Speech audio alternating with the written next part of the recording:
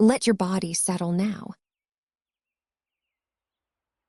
Your shoulders, feel how they want to climb toward your ears. They don't need to do that, just let them drop. Your hands, where are they resting? Notice the warmth in them, the quiet weight of your own fingers.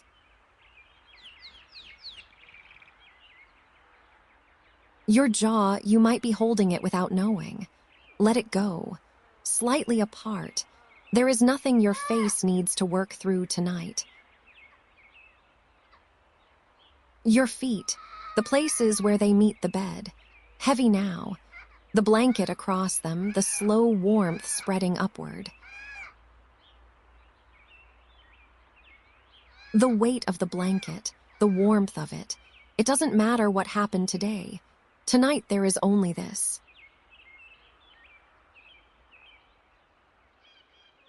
There is nothing you need to solve right now. Nothing to plan. Nothing to remember. It will all be there tomorrow.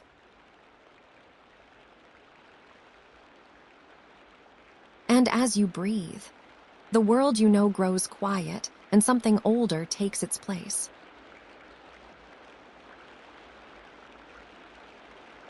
You are in a Celtic roundhouse, in a village on the chalk downlands of southern Britain. The year is approximately 100 BCE. Outside, the palisade fence holds the darkness at arm's length. Inside, the fire has burned since before anyone now living was born, fed every evening, banked every night, never entirely let out. Tonight you will simply rest here.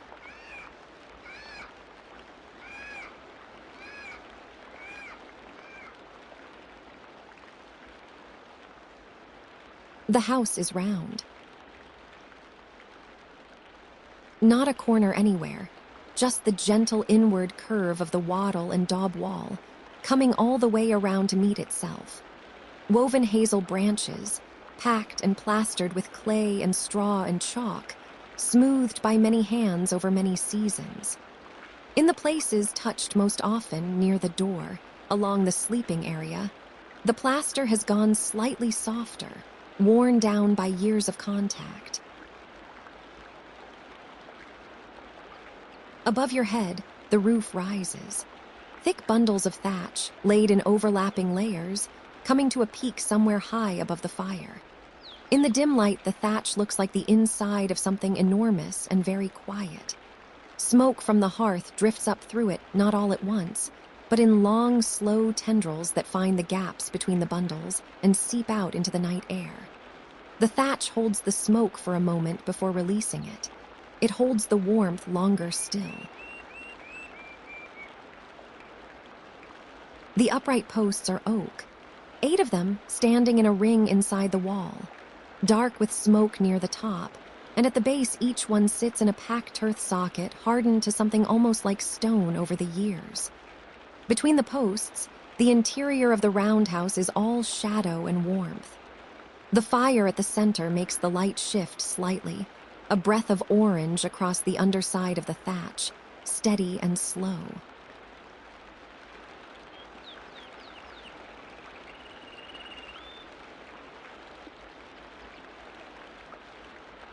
The fire is the center of everything. Not a roaring fire now. The day's work is done and the evening meal is past. What remains is the hearth at its quietest. A bed of embers, deep red-orange at the core, edged with a fine gray crust of ash that crumbles and reforms as the heat moves through it. Every so often, a small bubble of gas escapes from somewhere in the wood. A soft tick, a brief brightening, and then back to the steady, slow glow. The iron cauldron hangs above it. Suspended from a chain attached to a wooden frame above the posts, the cauldron has been sitting over this fire so long that its base is furred with a thin, permanent coating of soot.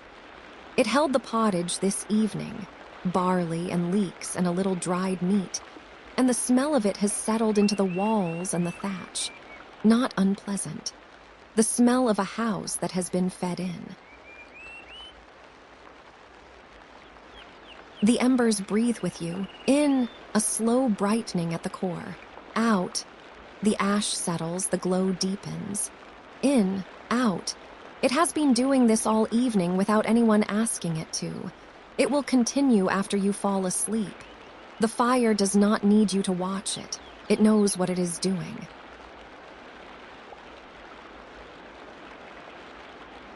There is nothing you need to solve right now. The hearth is tended. The cauldron is empty and rinsed. The fire will keep its own counsel through the night.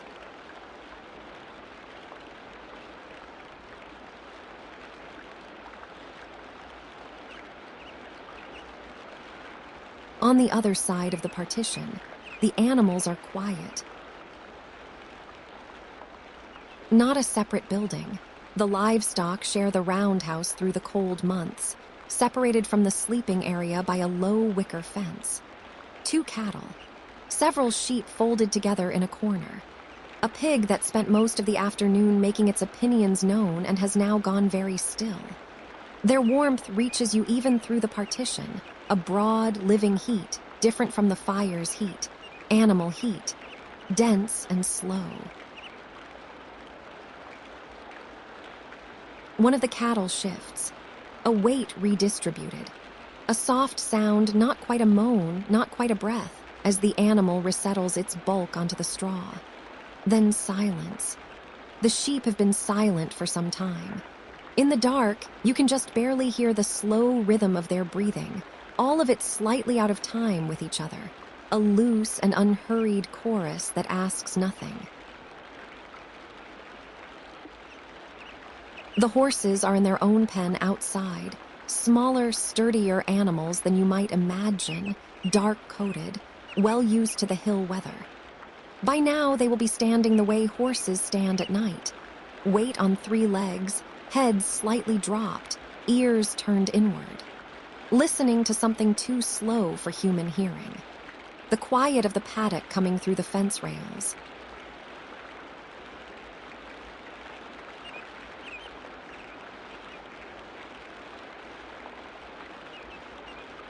The meal was taken when the light was still good enough to see by.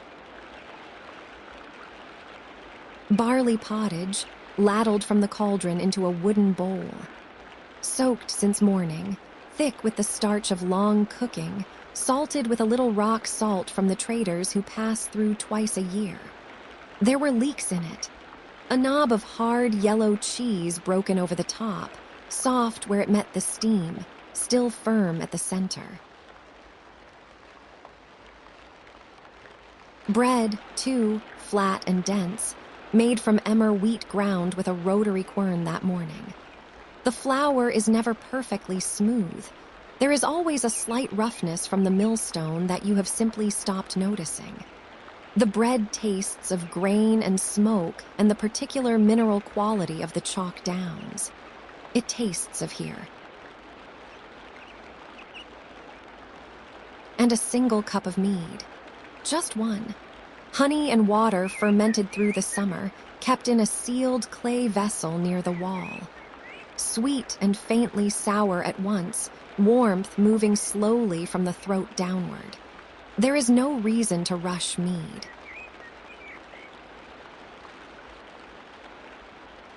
The bowl is set aside. The bread is finished. Your hands are warm and empty now, resting on the wool of the blanket, and there is nothing left for them to do.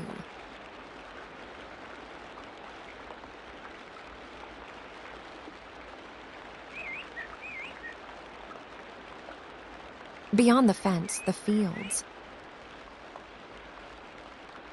Strip-worked fields, narrow runs of turned earth, each strip the length a plow team can manage in a morning.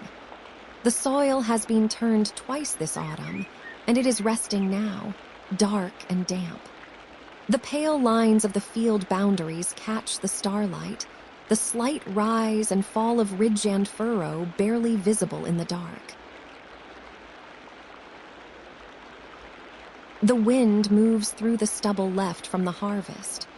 A dry, papery sound, restless and then not. Further out, Where the fields give way to rough grazing, the grass is long and silver in the dark. The whole landscape breathing slowly under the autumn sky. Tonight the stars are very clear. A deep, cold darkness above, thick with light, the great turning wheel of them. You have learned to read certain of those patterns, not for navigation as a sailor might, but for the seasons. When certain stars appear low in the west, winter is coming. When others rise, it is time to plant. The sky is a kind of calendar that belongs to everyone.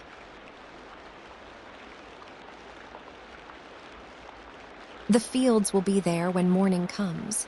The stars will still be keeping their count. You are inside. You are warm.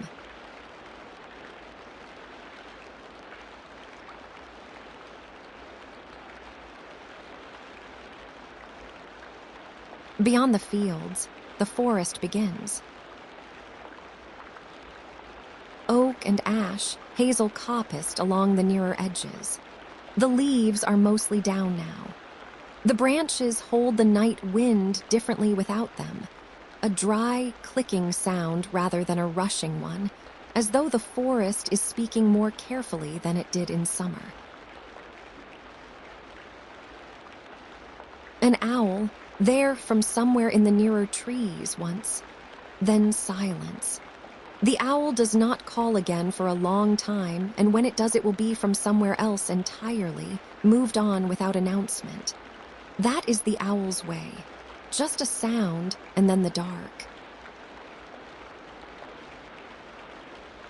And from much further out, well beyond the tree line, a wolf calls, low and long, rising slightly at the end. Then another answers from a different direction, but it is far. The palisade is between you and everything out there. The gate is latched. The village dogs have already heard it and already settled. They know the difference between near and far. The fence holds.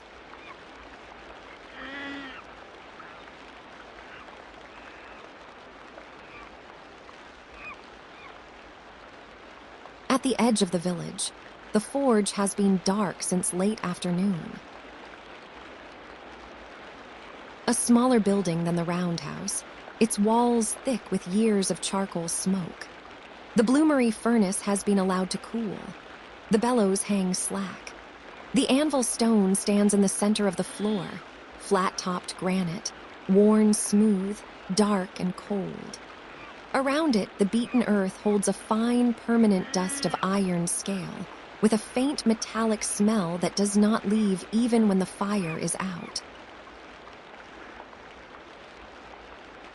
The quenching bucket stands near the door. This afternoon it held a bar of worked iron, the plunge into cold water, the sharp hiss, the cloud of steam. Now the water is cool and still.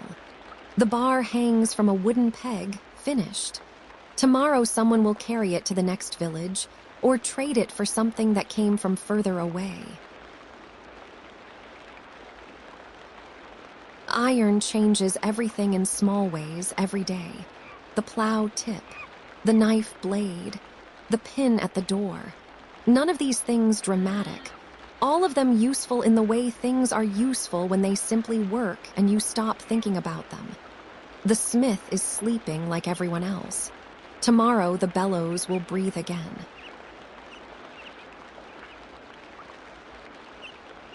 But tonight the forge is cold.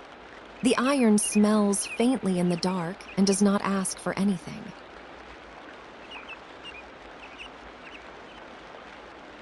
There is nothing you need to carry right now. The forge will wait. The iron will wait. The morning is not yet yours to manage.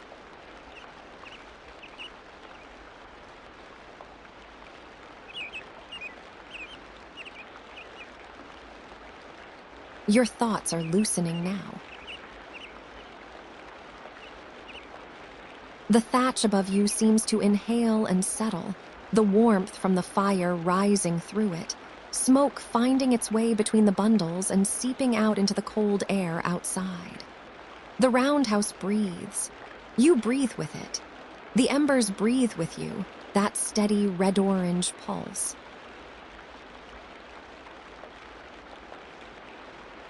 On the other side of the partition, the cattle are still. The sheep are still. The pig has been still for a long time now, its breathing barely distinguishable from the general warmth of the place. The wolf in the forest has gone quiet. The owl has moved on. The only sounds now are the sounds inside. The soft tick of settling embers, the occasional shift of an animal in the straw, the wind finding the thatch and then losing it.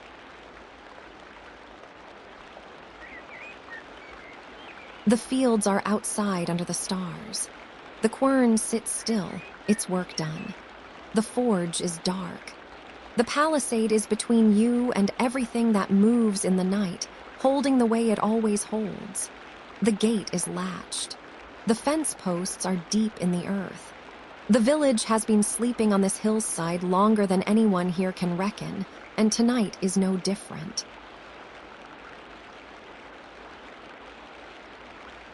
The fire at the center breathes. In a slow brightening. Out, the ash settles. In, out, you are very warm. The blanket is over you, wool, thick and slightly rough, the faint smell of lanolin in it, the smell of the place. Your feet are heavy inside it.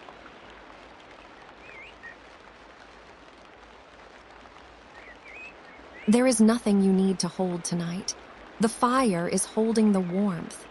The palisade is holding the dark. The earth is holding everything else. You don't need to be awake for any of it.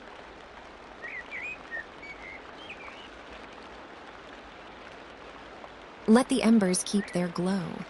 Let the animals breathe their slow breath in the straw. Let the fence hold.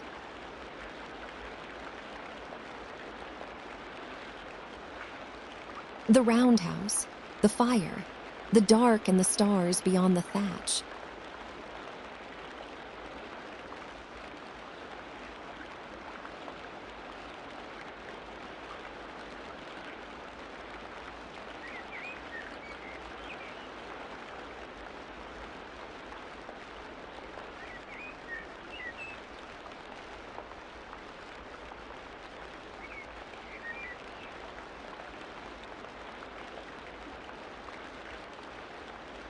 Sleep now.